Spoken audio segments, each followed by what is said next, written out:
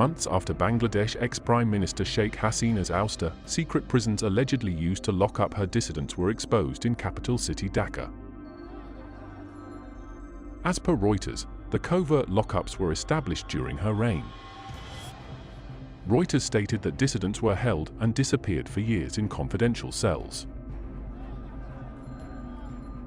Bangladesh's interim government chief on February 12 visited the undercover penitentiary in Dhaka, who was accompanied by former detainees and members of a reform commission investigating the enforced disappearances. Reuters information revealed that over 1,700 such cases took place during her 15-year-long rule. Briefing the media, Chief Advisor Mohammed Yunus that his government will make sure that such actions will not be repeated in future in any way. This is a whole discovery mission. It's not as simple going and taking evidences and writing reports about it. So they had to really detectives in very serious way.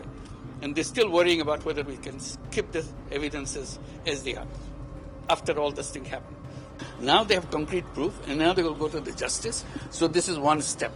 And then what happens to the rest of the institutions? You are dealing with something that they have done. Will this be repeated in future? That's something we have to make sure that it's not repeated in future. No way. This is the worst ever in the whole world possible. So we don't want to have anything to do with it. We'll be as normal as any human, civilized human being could be. So that's our commitment. That's what the reform commissions are all about. Moving back to her ouster, mass protests involving hundreds of thousands of students and members of the public marching toward Hasina's residence ultimately forced her to flee to India.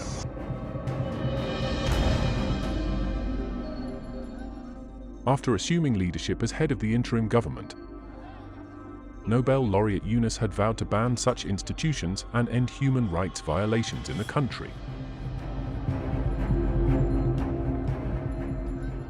Detainees from Dhaka, many of whom had been missing for years, were released and reunited with their families following Hasina's ouster.